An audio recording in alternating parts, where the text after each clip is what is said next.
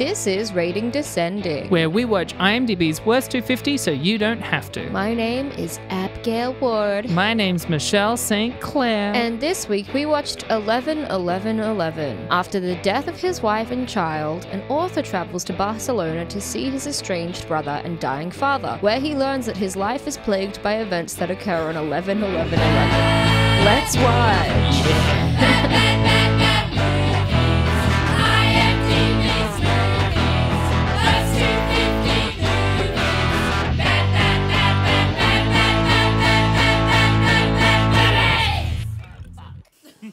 I mean, technically, they're just plagued by events that happen on 11/11. Yeah. Only one event happens on 11/11/11. Yeah, don't shoot the messenger. Oh, sorry. Spoilers. Michelle, I have a question to ask you. I love it when you First of all, ask me hi, questions. how are you? How are you feeling? Yeah, I'm good. How's your life going? Okay, let's skip that. Sorry, everyone, that we didn't have an episode last week. Shut up. Okay, well. Shut up. We had a bonus episode. Shut up. God, shut up. All right, fine. Where are you up to in Succession? Season 3, episode 2. Ooh. Yeah. What did you think of the season 2 finale? Ooh, Girl. baby. Please note that there may be Succession spoilers. Potentially, you can skip for the next 2 or 3 minutes. I mean, this specific thing is spoiler free, but the last shot of season 2, you could end the show there. That was so fucking perfect. Absolutely perfect. The season 2 Killer finale, ending. I love it. Yeah. And I love that bit where Tom and Shiv are on the beach together and he tells her he's not happy and Yeah. just the Fucking Tom Wamsgans, man. yeah, and the struggle of their open relationship that was founded on mutual distrust rather than an actual wanting to be open. I loved getting to see Tom stand up for himself. Yeah. I'm here for it. Guy's gonna make it. And Kendall rebuilding himself as a character. And just that bit where he says, like, you're not a killer.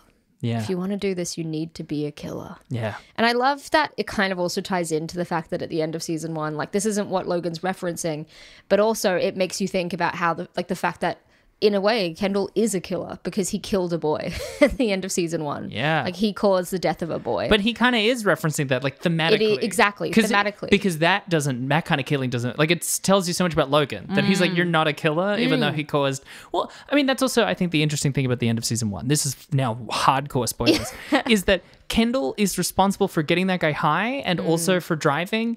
It's such a specific and important choice that we see the waiter be the one to pull the wheel that causes them to crash. And that we see Kendall dive down to try and get it. Because you know that it wasn't really Kendall's fault. It was a horrible, horrible happenstance. But then he doesn't tell anyone. Exactly. And that's when it becomes an issue. And that's the bad choice he made. It's so specific how they want you to know exactly what the social crime is. And the thing is, because he didn't tell everyone, no one will know what happened in that car except him and that boy that died at the bottom of that lake, which means no one would ever believe him if he said, I didn't do anything wrong. Yeah. You know, technically he was behind the wheel. Yeah.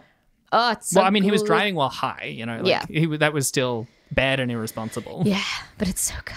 I'm so glad you're watching it. I'm loving, because I know Succession ended over a week ago now. No, now just under a week. Under a week? Must have been under a week. I have no idea. I want to make sure, by the way, that people don't know when to chime back in. So I'm just going to say the word Succession every like 30-ish seconds so that if they're skipping forward, they'll still hear. Spoiler. Succession. Spoiler. In Succession. Spoiler. Shiv Roy. It's been about a week since the show came to an end, and I'm still deep in the Succession world, the Succession fantasy, and all I'm getting on TikTok is Succession edits of like Tom Wamsgans like wearing great clothes and saying something fucked up and then strutting down a hallway. I'm so into it. Yeah. I don't want to leave. I don't want it to end. And also I love that Sarah Snook is I feel like everyone knows she's Australian, but once you just see her speaking with her natural accent, it's such a fucking, people freak out. Yeah. Well, I mean, a lot of Americans who are chronically online get shockingly surprised when people aren't American. Yeah. In general. Yeah. So I imagine that must be quite traumatic for them. 100%. Even though in universe, they're already like half English, half Scottish. And I genuinely think that the fact that the show wasn't created by an American, nor does it only like cast Americans, is what makes it feel more sophisticated. And I honestly, Brutal. I'm sorry, but I stand by that. I feel like if it was an American showrunner, the tone would be entirely different. And the reason that Succession was mind-blowing is that Jesse Armstrong brought British dryness to an American TV format. And that's what fucked everyone up. The handheld cameras, the fast like repartee, the improv. But again, it's a very dry show, and that's unusual for American sitcoms. Or just American TV in general. Yeah. Like, I'm excited to watch Barry, but I know it's going to lack that British dry edge. It's pretty dry. Is it? I think so. It's got some sillies, but I wouldn't say it's any like more. Some goofs. I mean, so does Succession. Absolutely. Succession has lines like it could be an attack child and stuff. Barry's that goofy. You can't make a tomlet without breaking a few Gregs. Oh my God. Oh my God. Thank you so much for reminding me about that line. Every day was the email. You sent 68 emails over the course of two days, and 2 of those emails did not have the subject. If you want to make a tomlet, you've got to break a few Gregs. Incredible. If my boss sent me that and my name was Greg and his name was Tom, I understand Greg because I wouldn't know what to do with it myself. Yes. I would just be like, okay. Well, in the way that you attempted to do Minecraft updates for me when I was playing Minecraft not long ago. Oh, yeah. I want Succession updates with you, but also I can give you Stardew Valley updates. Well, I mean, I was trying to pimp those out, and after a while, your updates were like, yeah, I kept playing. So maybe we should do... I can't sprinkle the Succession theme in and still have ads Just do play it on the a podcast bit like a ever. key off. Da da ba ba ba ba ba ba ba ba ba ba ba. I could do... La Bing! la la la la. It's too similar. Too similar.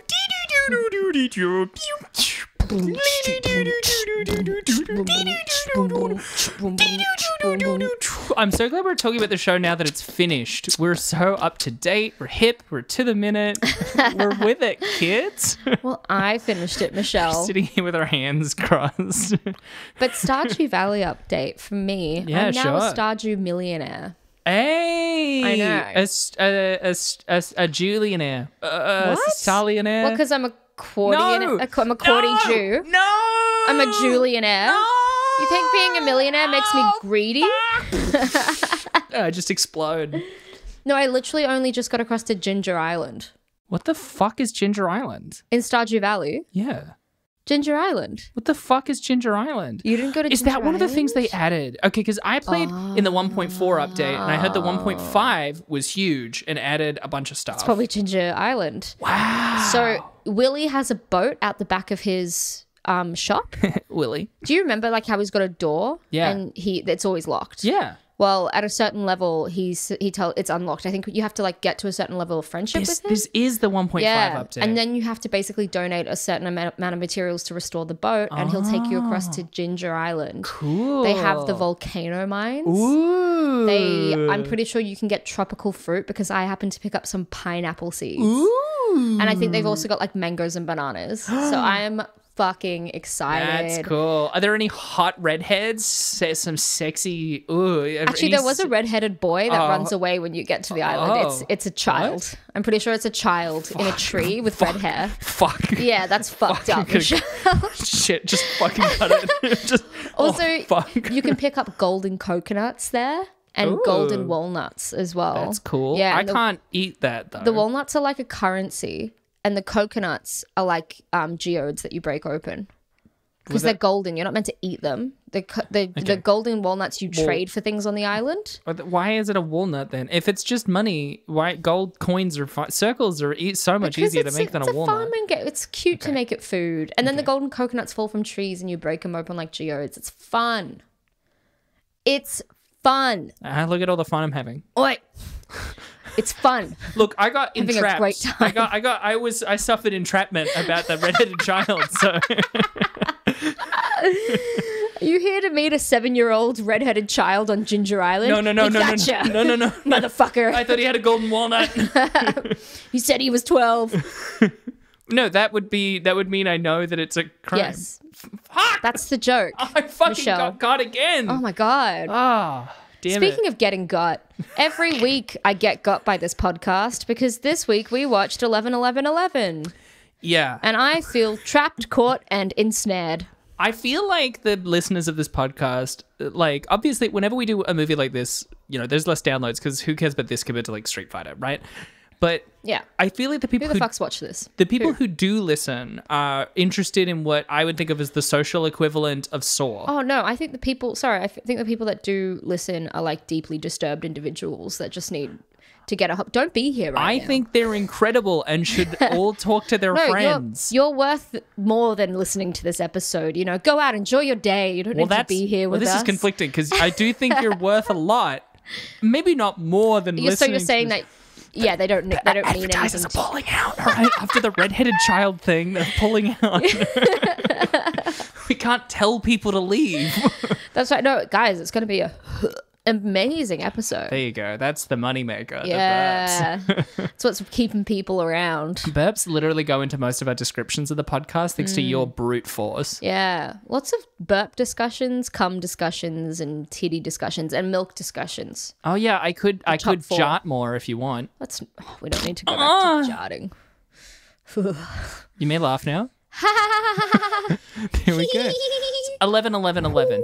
I'm so keen to talk about it because the first thing I have in my notes when watching it is, what the fuck is going on? Yeah.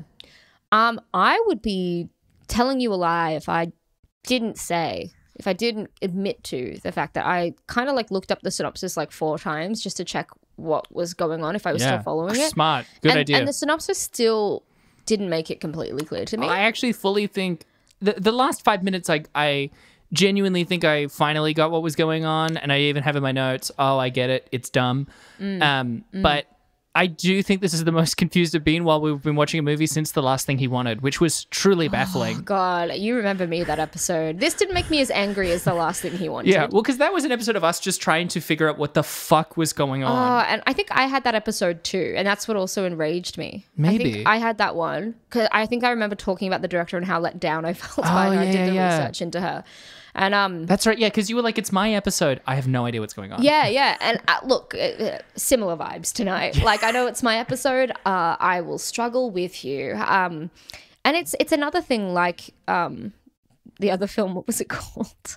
The Last Thing He Wanted. Oh, yeah. Where it was just really pompous as well. Like, I thought it was making this big, grandiose, like, theological statement about religion. It was just... It like many 13-year-olds, it thought it was the first person to ever think of religion bad as a concept. Or like, what if a priest was evil? Yeah. Have you ever thought about that?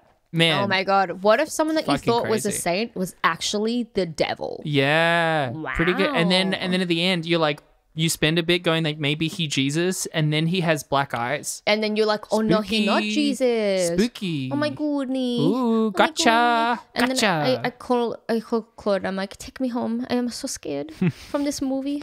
Please, I am take so me scared. home. But then he has black eyes. He's the devil. Or a bad guy at the very least. It's not just a bad dude. It's not clear. Yeah. I mean, that's basically it. Is that like he thinks his brother is the savior and a prophet. Oh no, he's not. He's a spooky demon devil at the end, and religion is bad. God doesn't exist, but Satan does. Well, but I think God does, because the spooky ghoul boys, who I think were called Midwayers, we think, oh, they're not angels like it says in the books. They're demons because they look ugly. But it turns out they are angels. They're angels. Angels are ugly. Yes, angels are terrifying. They're really scary and they don't communicate well. They just have big knives and try to kill your brother. But it's for good. Your brother sucks. Good reasons. Your immaculately conceived brother sucks. With this fucking guy being like, I want to make a film exploring like my distaste for religion. So I'm going to do that by having several on the nose talks about why don't you believe anymore? I feel like there is no God. You have no faith. I never had faith. Like what was the point? The guy also gives a lot of voiceovers that I really thought for a second were read out by Stephen Wright. Oh, the comedian. Yeah. It was so monotonous. So monotonous and deadpan. Yeah. I'm here in Barcelona. My brother's here. I think he might be a prophet, but who knows? It was terrible voiceovers, but I will say the thing I like about voiceovers like that is that it feels like it's a noir film, even though this film was not. It gave me the hint of the noir genre, and I like that. Also, this film had a lot of lighting. It did. Right? At nighttime, I could largely see things. Yes. That's pretty good for some of the movies in this list. Well, you can cut this out, but I felt like Jeepers Creepers was really terrible in terms of lighting. So I think you're right. Oh, yeah. I mean, a lot of it was at daytime, but at nighttime. But the bits at night, at the beginning, I was like, what the fuck's going on? Yeah. I mean, do you want some key details about this riveting, fantastic, let's iconic film? Go. We're going to have such a good time, guys. Oh my God. People who are listening, you're like, fuck, it's going to be one of these episodes. I'll listen out of like a sense of obligation or whatever. And then now you're here, you're like, fuck, the pump is up. The tunes are jamming. Oh my God. Here, how about listeners, we will entice you into staying for this episode because at the end of it, we will both tell you a secret about ourselves. Oh, we will? We will. Okay. You've got to think of one. Do I have to really tell a secret? Yes. Abby? I put my hand next to my mouth so that they can't hear. Do I really have to tell a secret? I don't really have to tell a secret, though. You can tell a secret, but you can also make it up if you want. Yeah, okay, that'll be cool. To just say whatever the fuck you want. We won't tell them, though. I might tell a secret. No, I mean that we won't tell them that we made it up. Oh yeah, but I think I might tell a real secret. Oh, okay. Yeah, that'll be cool. I'm keen to know a secret. Maybe you should tell a real secret. I'll stick around. Okay, all right. I was gonna go, but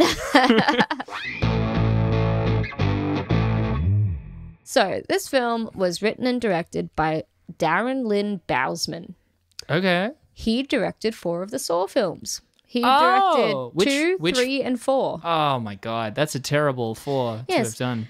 He is also technically a member of the unofficial Splat Pack, a term coined by film historian Alan Jones in Total Film magazine for the modern wave of directors making brutally violent horror films. The other directors would include Alexandra Aja, Neil Marshall, Adam Green, Greg McLean, Eli Roth. Of course. James I fucking Wan, knew he was going to be in it. Oh, James Wan. Lee Wannell, and Rob Zombie. Oh, yeah. The Splat Pack. I'm glad we just stopped adding just pack to everything. There was a real... Because, like, obviously there was the original Rat Pack. And then I feel like in the 90s to the 2000s, we really started going ham on all the packs. The Brat Pack was 80s. Yeah, was the term coined in the 80s? Yeah. Okay. They had the Brat Pack because the Rat Pack was around. And then they went to the Frat Pack in the 2000s. Yeah. And now you've got the Splat Pack. The Splat Pack. I'm okay with the packs. You know, I'm all right with it as a tradition. I feel like... a lot of the Frat Pack, the original Rat Pack, they at least were friends. The Frat Pack is the only one of the packs since that I feel really has much actual history together that warrants being in a pack. Well, that's true. The Splat Pack, none of them work together. They're just a collection of directors. It's not like they're mates that make films It's together. just a bunch of guys. That's true. At least the Frat Pack, it was like they were all buddies that worked on SNL. Yeah. Yeah. You know, and it was usually either Adam Sandler or Ben Stiller wanted to make a movie and they hired all their friends and some of them knew each other. And then out of those 2 groups of friends, one was clearly better than the other. But that's but that's a different... Do you want to watch an Adam Sandler film where he pulls in Rob Schneider, or do you want to watch a Ben Stiller film where he pulls in Owen Wilson? I think I know which one I'm choosing. You can do it. Although saying that, 50 First Dates was a pretty fucking good movie. Yeah, it's all right. We did watch Real Rob when it came out as a show. God. Remember that, Michelle? Well, yeah, we could do a bonus episode of Real Rob because that movie was that show. There were so many elements to that show that made it horrific, and we were obsessed with it. Like, it wasn't even the scripting. Like Rob Schneider's like horrible personality just like put on show. That he is clearly convinced is incredibly charming. And he thinks it's so funny that he's an irritable guy. But it was also just the actual visuals of it. It was so orange and blue. I remember it being oversaturated. horrific looking. There were various shots where he looked orange. Like the coloring was terrible. Fully, you kind of have to squint at it. Yeah, and then there's like his wife in real life is this Mexican woman that basically got her break on Real Rob. Yeah. And she's a terrible actress. Their relationship's awful to watch. You really root for divorce when you watch that show.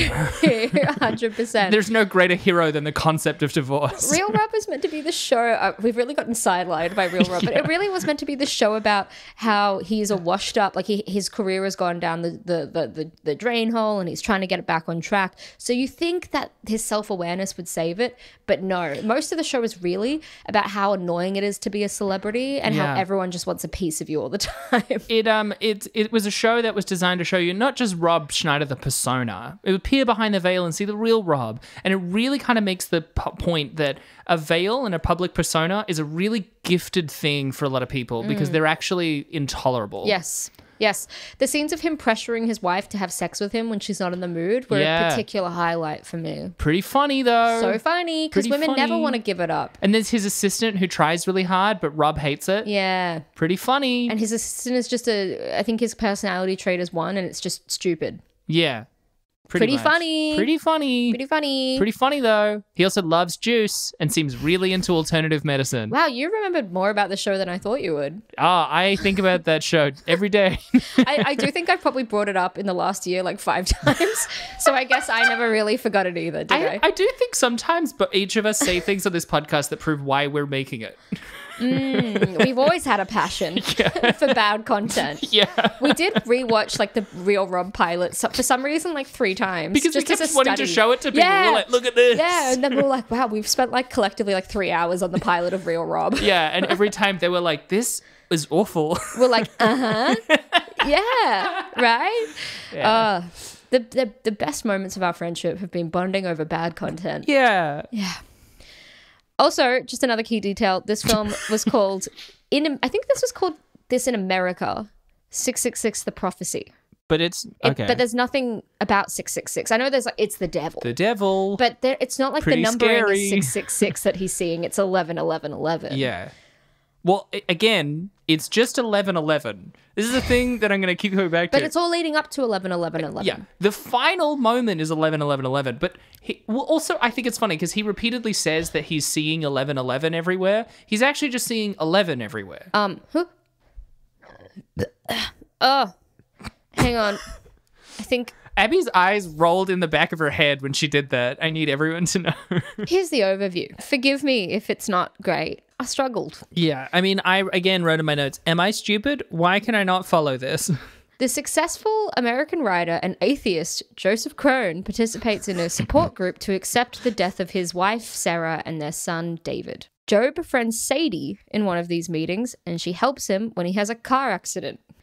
When Joe's estranged religious brother, Samuel, tells him that their father is terminally ill, he travels to Barcelona to stay near the deathbed of his father. Joe has visions of demons and the numbers 1111. Yeah. Joseph visits... There's a lot that happens, but I'm trying to just get to the crux of it all from this point onwards, okay, guys? He keeps seeing some spooky ghoul boys. There's a lot of shots of him seeing spooky things. He visits an occult bookstore where and also there's lots of drab conversations about faith and religion and what it could all mean. And I don't know how to summarize that shit. Oh, and his brother's in a wheelchair. And his brother's in a wheelchair.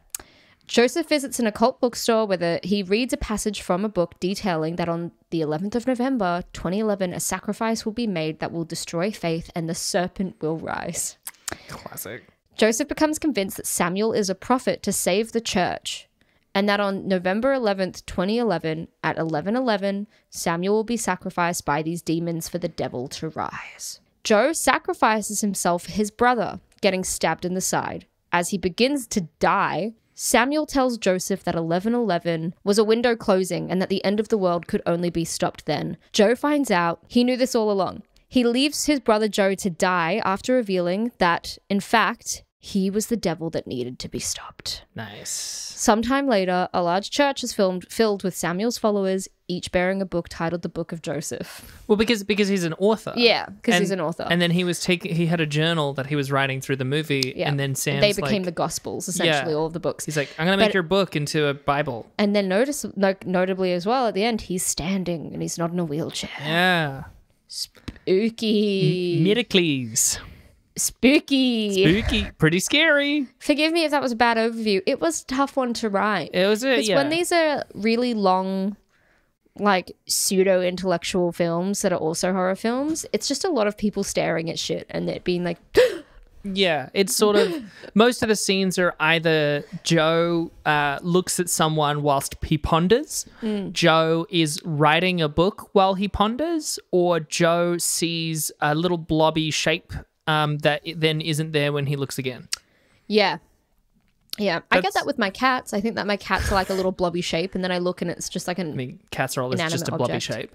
That's true, especially casserole. Yeah. She's a very blobby shape. And Bea has so much fluff that she is kind of blobby, but in a very different way. I think I told you, because Bea is like my little fluffy grey cat. Yeah. And sometimes back in the day when we used plastic bags, they were all grey from the supermarket. And there was a morning where I was making something in the kitchen and I was chatting to Bee behind me, and it turned out to just be a plastic bag in the corner. She took that Katy Perry song to heart. That dude from American Beauty really fawned over her. Life's just so beautiful. Ding, ding, ding. I don't remember how it goes, but, you know, Philip Glass. Philip Glass? Philip Glass. What do you think of that? Such a shame about Spacey. This is what I think every time I want to be like, I really like that movie. So I wanted to raise as well, like, obviously people believe that there's a lot of meaning in numbers, and they kept talking about the meaning of like 1111. So I was looking up like what that meant as well. I think in the movie they like someone says that it's like meant to be hopeful, isn't it? Like it's a sign of good luck at first, and then it changes and it turns out it's something you evil can't and ask me to remember a single piece of dialogue in this. You can't do that. This is entrapment again. Well, according to numerology, and also just to go back a bit further, just to explain numerology is the belief of an occult, divine, or mystical relationship between a number and one or more coinciding events. Yeah. In numerology, 1111 is considered to be a significant moment in time for an event to occur. Right. It is seen as an example of synchronicity, as well as a favorable sign or a suggestion towards the presence of spiritual influence. It is additionally thought that the repetition of numbers in the sequence adds intensity to them and increases the numerological effect. So sometimes you see, I don't know if you've ever seen this online, where someone's like, oh my God, I keep seeing 3s and 4s everywhere, because the 3s and 4s have a meaning. The number 23, that was a movie, wasn't it? That was a horror movie that came in the early 2000s. Was it like fucking Jim Carrey or something? And then he keeps seeing the number 23, and it's pretty spooky. Ooh, spooky as. I didn't watch it. It seems pretty spooky. Yeah. You know? I haven't heard of that film. Jim Carrey seemed scared as heck. He kept God. seeing, you know, just lots of shots of him turning around, and then the number 23 would be there, and he'd go, ah! That's terrifying. I should apologize to my son. Well, let's see. I'm just trying to find for us what other, you know, important numbers there are in numerology. Let's look it up. Important. I like, though, how it was 1111. I guess mostly because in our current calendar, like our clock and our dating system means that the only other sequence of 4 numbers you could see is 2222. But, you know, because the movie is more about 1111, and I like that means the director just went like, what if there were 2 more ones? Pretty spooky. Pretty spooky. You thought 1111 was big. What if there were 2 more ones? And also those 3 sets of 11 were accompanied by a further 2 sets of 11 because it's the time. It was technically 11, 11, 11, 11, 11. Yes, that's right. And the more of them there are, the more it intensifies it. Yeah. So how spooky is that? I just think that was a less catchy title. Yeah. Oh, you should have pushed for it though. 100%. I did it. So apparently, according to numerology, there are master numbers, and like these are twin digits, and the master numbers are 11, 22, and 33. What? Yeah, they command an extra strength presence in the cosmos. The fuck? This is like the legendary birds in Pokemon. The legendary trio of numbers is 11, 22, and 33? Yeah. Why not 44? Oh, fuck that number, That's man. No, another don't duo. even fucking bring up 44. What about It's a 55? curse. No. 66? No, you're just getting further away from the master numbers. There's 9 sets of double numbers. Why just those 3? Disgusting, Michelle. Also, people with these super digits in their birth charts often rise to be high decibel movers and shakers. What? High decibel or high decimal? High decibel. That's even weirder. They're just loud? They're just loud movers and shakers. What does that mean? They must have meant high decimal. What does that mean? If you weren't anointed with a master number at birth, numerologists say that channeling the meaning of one or more of these potent integers. What's an integer? A number. It's the quick way to explain. But like can inspire. A whole number. 3.4 is a number, but 3 is an integer. Oh, okay, got you. Yeah. Can inspire and elevate your life. So, Michelle, in your birthday, do you have a master number? At any point? At any point. I was born at 11:47 p.m. It's 11? That's why I'm very loud. You're a high decibel mover. Yeah, I move around and I make a lot of noise because I was born at 11 p.m. I don't have any of the master numbers in my birthday. You suck. I fucking suck, you balls. Bitch. You fucking bitch. How fucking could you? You know how important this is to me, all right? When doubled, as in, wait, What do you mean when doubled? 11 doubled is 22. That's just a different one of the numbers. yeah, what the fuck? They said when doubled, as in 11, 22, and 33. What? Wait, are they saying that the master numbers are 1, 2, and 3? Oh. And they just mistyped it at the beginning? This is a terrible article. What is this? What are you explaining to me? I feel like the end of this is going to be like, and if there's a 44, don't get vaccinated. If there's a 55, urinate on yourself to fix that disease. 66, talk to your kids about gender ideology and the Jewish space lasers. Oh my goodness. Well, actually, no, it was 11 and 22 and 33. I think they were just, it's just a terrible They're going written through article. something. They are. I think anyone, no, that's mean to say. I won't.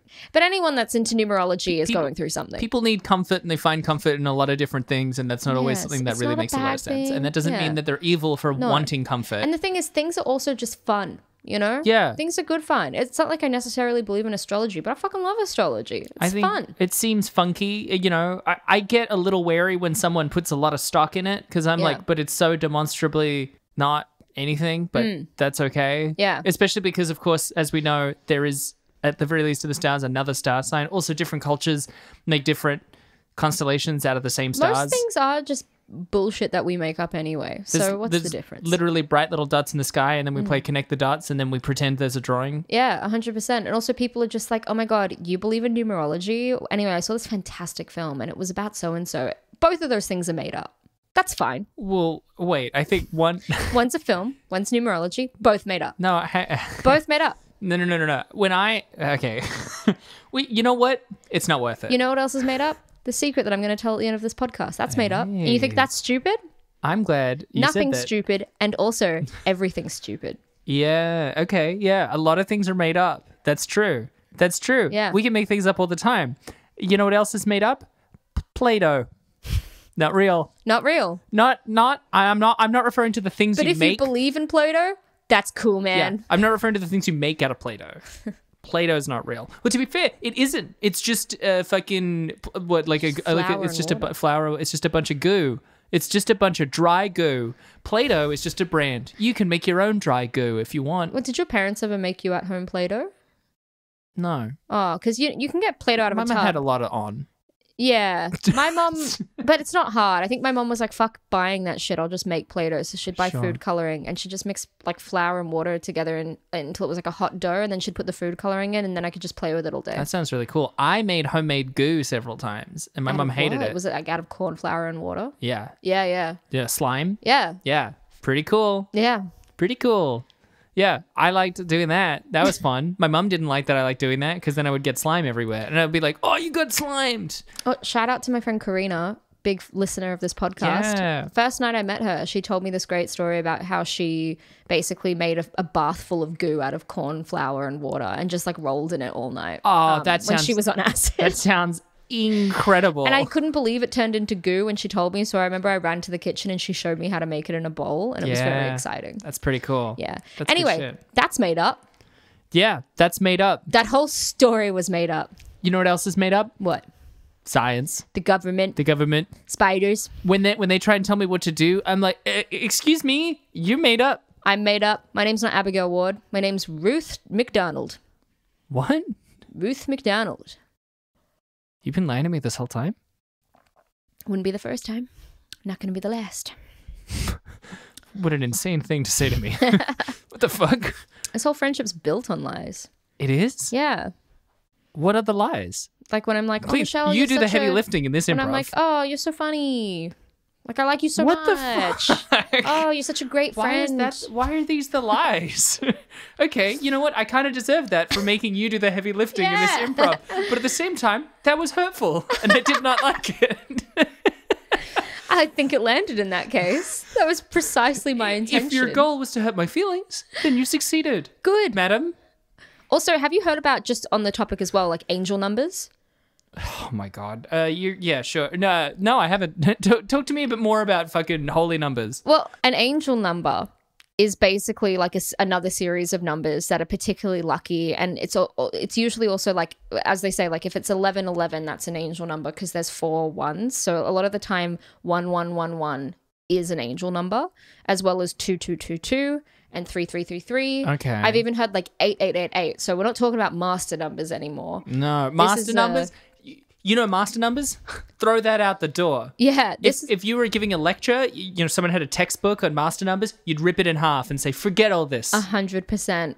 Let me just I'll quickly tell you some angel numbers, and then maybe you can look out for some angel numbers in the future as well. What do they do magically? They make you happy. That's it? Happy. So when I see 11, 11, 11, I'm like, oh, wow. Yeah, that's exactly it. Like an angel. But apparently, like, people just, if there's a string of particular numbers, people are like, holy shit. And there are some really big ones that people look out for. Does it have to be 11, 11, 11, or can it just be 11,111? Wait, it should be in a sequence. It should be 111,111. It should be ones stacked on ones rather than anything getting in the way.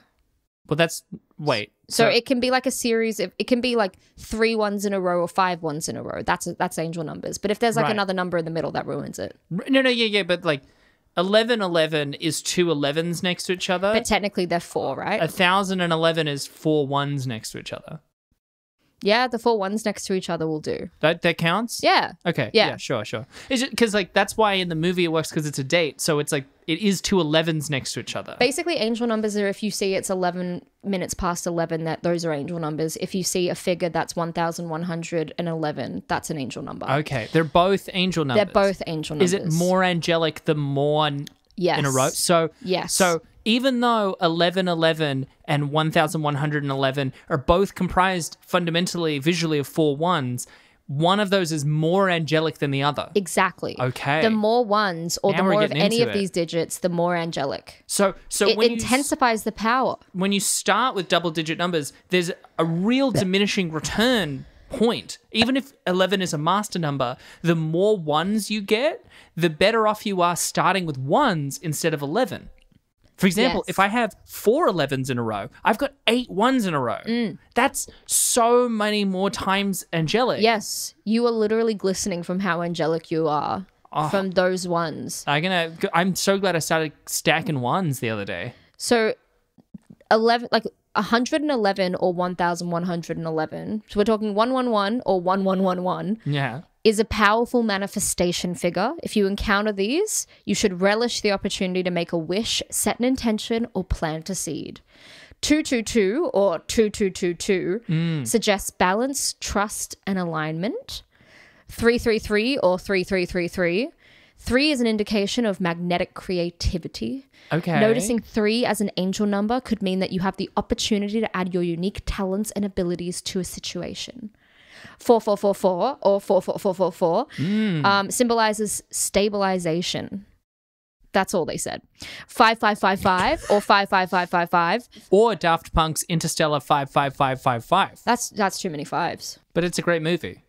I don't care, Michelle. Okay. Well, it's a pretty good movie. We should watch it and jam out. Just have a good time. Jam out. Smoke a couple J's. Doobies. Just have a good time.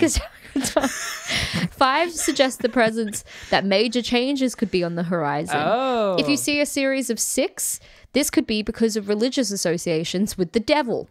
Oh. 7. So it's a bad angel number. Is a lucky... I guess Satan is a bad angel. Yes.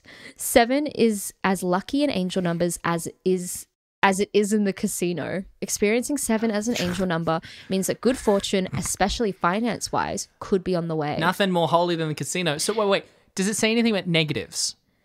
Because it's These saying... are angel numbers. I know, but it's saying 777 is really good money-wise. So in my bank account, if I saw this morning, it said minus 777, that's still really good? It's financially positive, That's still really good? Yeah, because it's not like minus 8. Okay, because when I told Brooke about it, she was so stressed out. 888 or 88888 could reflect a connection to the spiritual universe. It is apparently one of the most divine numbers. Oh, 8? Mm-hmm. I didn't see that coming. Extra divine. Look, that's a twist and a half. And 9s signify that the presence of a 9 suggests a chapter may be coming to an end. What about zeros? Nah.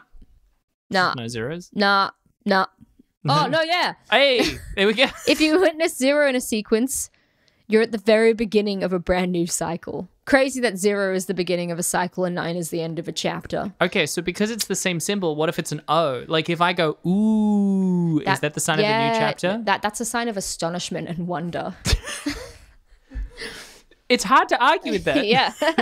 I think you're onto something. So have you learnt a lot today and do you feel extra angelic? Have I learnt a lot today?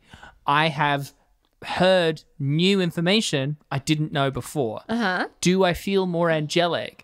I feel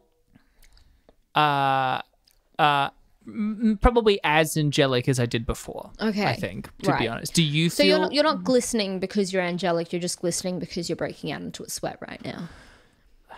I'm so glad you could notice. I think that's more to do with the -777 in my bank account. Yeah.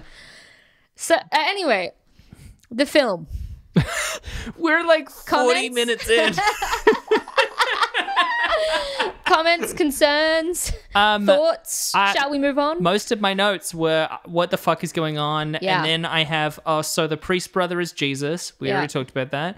And then, with the bit where he turns around and one of the spooky ghoul boys was there, I said, oh, a spooky ghoul boy. And then I put, oh, he's gone, because he then was gone. Aww. Well, I was like, oh, something's going to happen in the movie. And then it didn't. Yeah, no. This movie continued to promise something could happen and then would instead go, psych, gotcha, nothing's going to happen. Yeah. I feel like the middle of the movie, the end of the movie is like a good midpoint for a different movie, or like a good backstory for a different movie. But that is the case with all of these horror films. Usually by the time it ends, you're like, oh, that's the setup of a good movie. Yeah. And it's over. Yeah. Because they wasted an hour and a half getting there. There was a lot I felt similar to this in Wounds. You know, I had the same feeling of like, I cannot follow what the fuck is going on. Wounds was a really like the epitome of the kind of film we forget in this podcast, you know? Like just terrible. It's always a brunette American actor with a girlfriend or partner that dies or hates him. And then he is haunted by the visions of spooky beings. Yeah, well, that one was fucking Dakota Johnson got Winklevossed instead of Sean Parker as he got increasingly sweaty the entire... I filter everything I understand through the social network as he just got increasingly sweaty. I think that's the thing that was missing from 11-11-11. He didn't get sweaty enough. Yeah. Unlike you, glistening. I'm getting paid for this, right? No, you're getting charged an extra $7 for this. Oh my god! But it's an angel number. But if it's minus, is it a devil number? A demon number? Yes. Oh no! So I love how every single number is technically an angel number. You know, they're all just angel numbers. They just have 12? to be in succession. No, it stops at 9. You said every single number. It stops at 9. I recant. I take it back. Just so immediate. I am full of bad takes tonight. I'm feeling controversial. I can count all the numbers that aren't angel numbers if you so wish. Oh, yeah, please. 10, 12, 13, 14, 15. But you didn't see this coming. 16, 17. Yeah. Check it out. 18, 19, 20. Whoa. 21. Whoa.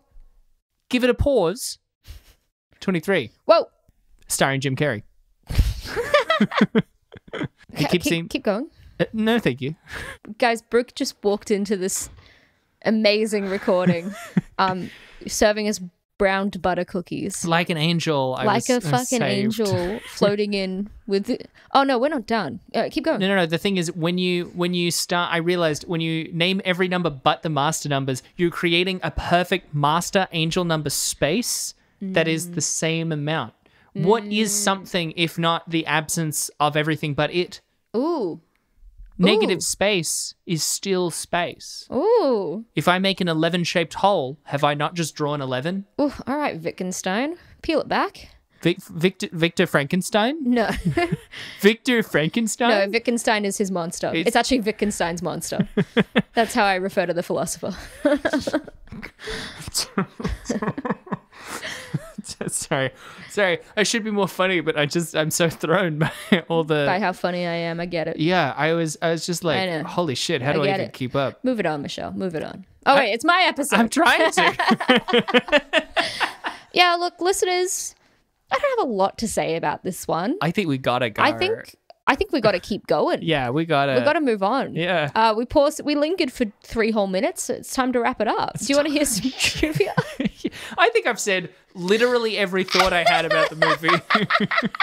IMDb trivia. Here's some trivia. The cast and crew experienced several unexplainable occurrences throughout the shoot. Okay. Including an apparition of a woman hanging from a ceiling. Okay. And multiple crew members dropping out after seeing demons. Oh. I tried to find extra info on this. I could not. Because it didn't happen. Potentially. Yeah. Yeah. Because it definitely didn't happen. That was just the director trying to add something spicy to the trivia section. 100%. Absolutely. Have you gone on a ghost tour, Michelle? No, I haven't. We talked about this like 4 times recently. Oh, did we? I think we did. On the podcast? Didn't Otherwise, you it ask doesn't me count. to tell a spooky story and I didn't have one, and then you told you going on a ghost tour, and then you saw like a spooky light on a hill, and you were like, it was probably some guy. Did we say that in the podcast? I think we did, yeah. Oh, bummer. And then you told the story about the spooky house, and it was Nick Cage's house. Oh, Madame LaLaurie. Yeah. That's one we said like 2 or 3 times on the podcast, I think. Fuck. There's like 100 episodes between them, so hopefully they'll forgive us. Yeah, hopefully people just dropped out and didn't listen ever again. So the people that are listening now won't be able to tell. Yeah, I like to think, you know what? I actually neither hope that people start at the beginning or the end of the podcast. Yeah, 100%. I hope people just pick an episode and start there. Me too. I hope it's not this one. If you're this deep in the episode, it's your first one, let me tell you, some of them are better. Yeah. And Michelle, by the way, the reward for getting through this episode is eating Brooke's delicious cookies. I'm so keen. I'm so keen too. Here's the second and last piece of trivia. Have you heard of Chris Stuckman? Why does that name sound familiar? He's a famous film critic and reviewer. Okay. Like he made a lot of YouTube videos and now he's like quite famous as a film reviewer. Stuckman? Well, 11 years ago, basically not long after this came out, he did do, I think he actually did it the year it was released or not long after. Probably would have been like 2012 when he did the review. He made a YouTube video, like a 5-minute review. And it was just him really just tearing it apart, being like, this is the worst film I've seen all year. I give it an F. At one point, he like dressed up as one of the ghouls and just reenacted what they do to scare you in the film. And it was really funny. It was a good review. So he just tore it to shreds. And that review got like a stupid amount of like watches on YouTube. Like I think when I checked it out today and I watched the whole thing. So yeah, Chris Stuckman's movie review rant got around 200,000 views on YouTube. And apparently, according to this, after his unfavorable review, the director, Darren Lynn Bousman, sent him a Facebook message thanking him for the review and how much it amused him. And I can't tell if that's salty or sweet. I think it's sweet. Nice. I think it's sweet. I genuinely, it sounds like this guy's made like other movies and is probably aware of the kind of thing. Saw. Yeah. But I think he's aware of what he's making. Surely. I think if you make something this bad, you either become the most bitter person, in which case you're not wry in your bitterness, you're much more obvious about it, or you kind of self-actualize and you're like, yeah, it's kind of a piece of crap. Also, what the fuck? Sorry, I just realized that apparently also in 2011, another horror film was released called 11-11-11. I saw that when I was trying to find 11/11/11. Yeah, when I was trying Not to find dash, this movie, slash. it was also like in brackets, it's called Asylum or something. Yeah, it says it is the Asylum's mockbuster equivalent. Oh. To Darren Lynn Bousman's 11/11/11. It's also a knockoff of The Omen. Well, they made that fucking fast. Yeah, how did Jesus. they pump that out so quickly? What the fuck? Bizarre. Anyway, the amount that this film grossed, it was 5.7 million. Wow. I couldn't find the budget. I don't know how much they made it on, but that's how much it made at the box office. Given that it was just like 2 guys in a bunch of rooms, I am gonna guess less than 5 million. Yeah, probably. Maybe like 2 or 3. The shots in Spain probably were the, Well, I don't know. Maybe it's cheaper to shoot in Spain. Actually, yeah, maybe it is. Also, maybe they didn't shoot it in Spain. Yeah, they probably just got some B-roll footage of like the cathedrals. More like done. Yeah, yeah. Done and dusted. We'll get Kyle to take the camera over to Spain and he'll just shoot some wide shots. Yeah. Do you want to hear some reviews? Yes, please. Reviews! How much do you reckon this has on Rotten Tomatoes, Michelle? 3%. Generous. No, it's 7. 7%. 7. Yeah. So, But you were close. good fortune. Good fortune. David Fear of Time Out wrote, if the ineffectiveness knob goes up to 10, this film manages to turn it up to you know what. 11. Nice. John Anderson left this review for Variety. 1 and 1 and 1 and 1 and 1 and 1 never quite add up to 2. Alison Wilmore. I like that one. I like that one. Alison Wilmore of Movie Line said, the film has the feel of something conceived and whipped together in very little time, perhaps to make its own built-in deadline, which is often the case with the films that we see. And Jeff Beck left the review with 11. Darren Lynn Bousman is merely insulting the audience with this poor excuse for a plot and its ludicrous ending. Fuck. Severe. Now, Michelle, usually we like to pull out the silliest positive reviews we can find on IMDb. Yeah. But it occurred to me today that as the list gets lower and lower, we will struggle to find those. Yeah, and in fact, I enjoyed this so little. I could, and I think other people did, that I could barely find any positive reviews at all. There was one 10 out of 10 and it wasn't very interesting. I had the 9 out of 10s was very good. One we did recently where I had to, like, my second review of it was like a 4 out of 10 because that was the next highest review. Yeah. This is a 1 out of 10 review. Wow. Left by Jacob John Taylor. Wow. Called This Is Awful. This is about a guy who buys a how and find the gate hell are in his backyard. What? And a demon came after him. This could have been a good movie. If it had a good storyline? Question mark. It did not. It had an awful storyline. It was not scary. It has an awful ending. 4 is not a good rating. But this movie is so bad the 4 is overrating it. Good actor wasted. Their talent being awful movie. I can believe the same man who directed Repo, the genetic opera, or Repo, the genetic opera, made this crap. Wait, is it? Yeah. What? What's Repo, the genetic opera? Oh my god. It's a fucking insane cult classic. Oh. We're deep enough in that I genuinely don't want to derail with it. I'll just show you stuff about it afterwards. Cool. But that movie's insane in a good way. Okay. It's camp and ridiculous. Then again, he also did make Saw 2. And this, I would have to say, is better than Saw 2. And I hate it. Do not waste time. Do not waste money. Do not see this movie. This is one very bad. This is one very bad horror movie. 1 out of 10. Okay, that man's having a relationship with his keyboard that no one else can fathom.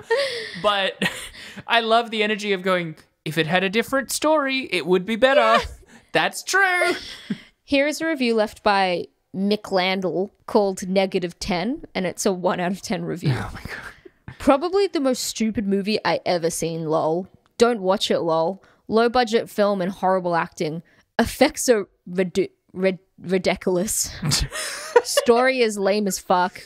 But I think you'd want to watch it till the end just to see how stupid it can get. -10. And this last one was left by Amira Daniel 44178. And it was called Bad Movies. With like 26 A's. Wow. 1 out of 10 review. Very, very bad. I did not see a bad film like this. I did not see a bad costs like this. I do not know how they are thinking. I did not see a bad film like this. I did not see a bad film like this. What the wrong with you? Is it bad story? Also, everything was very, very bad. 1 out of 10. So that was that person's review. What's yours, Michelle? Did you think it was bad? Yeah, I mean, we've never talked about a film less, by the way. Yeah, in an episode. With the exception, I think, of Besmois. Yeah. Yeah. I mean, this isn't a movie. This is a movie with a story-shaped hole in it, right?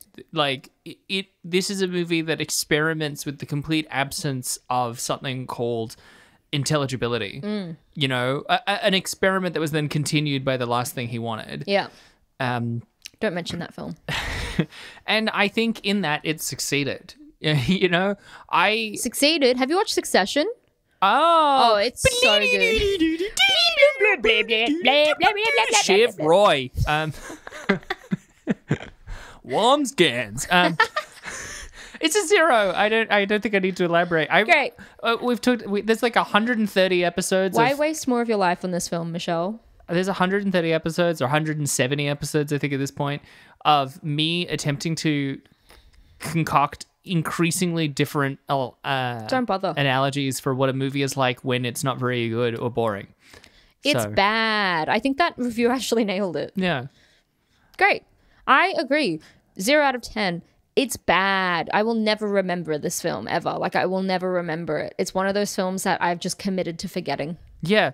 I still remember Siberia.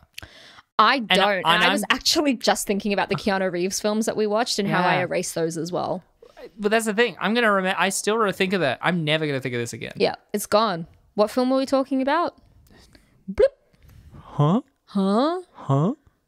Well, guys, that's it. Okay, boo-boo. You can follow us on social media. Did you know that? We have accounts everywhere, all over the place. You could follow us today. We're on Twitter at Rate Descend Pod. We're on TikTok at Rating Descending. Or you could email us at ratingdescending@gmail.com. We love the emails. Thank you, Lil John. Hi. Have I done, as a special treat, one of my favorite bits on this podcast? Lil John gets invited to brunch and then, Lil John overhears his friends are going to brunch and then realizes that he's not invited. Okay. Oh. Okay. You may laugh now. Yeah, no, I already have. Yeah. That was great. If you enjoyed Lil John thinks he's invited to brunch and then realizes he isn't, then you can find us on our own social media. You can find me on Twitter and Instagram at michelle.stclair. Or you can follow me on Instagram under Abigail J. Ward. Or if you enjoyed that so much, you're like, fuck, that was good. I wish there was another way I could express that aside from telling my friends, a thing I've already done. Well, you could give us a 5-star review on wherever you get your podcasts. I mean, let's be honest, Apple Podcasts or Spotify, most of them don't have star ratings. But, yeah. Or I think Podchaser. Oh, no, they do. They do have star ratings. Some of them do. Spotify does. That's what I said, Spotify and Apple Podcasts. Oh, right. But there's many places you can get your podcast. Yeah. It really makes a difference. It really makes a difference. Well, that was that, and I'm glad it's behind us because now we can eat these delicious cookies that Brooke has left for us. Michelle, what are we watching next week? Jeepers Creepers 3. Ooh, have you watched Jeepers Creepers 1? No. I watched it as a kid. Really? Yeah, and it spooked the shit out of me as a kid. Yeah. Did you watch it and go, oh, Jeepers Creepers? Truly. It was like one of the things I would always rent during Halloween. Wow. Like it was like always on the list when I'd rent. I think it's one of my mentally go-to movies when I think about slashers from the late 90s / early 2000s that are emblematic of why I thought I didn't like horror fundamentally as a genre. Yeah, fair enough. I think it's the antithesis of what I get out of the movie. Well, hopefully it's better than 11-11-11, but according to the list, it's not. See you then. Well, yeah. Bye.